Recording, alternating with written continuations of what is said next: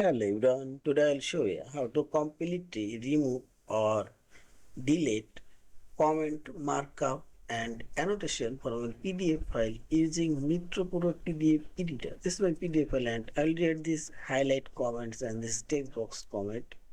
Now select review option and click on this highlight and select and see this. Now press right button for a mouse cursor and this is delete option. So we select delete. Again this one.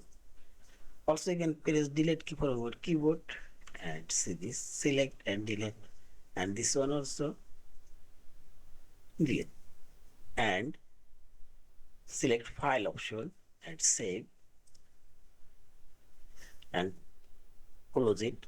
Now reopen your PDF file and see it, check and see this.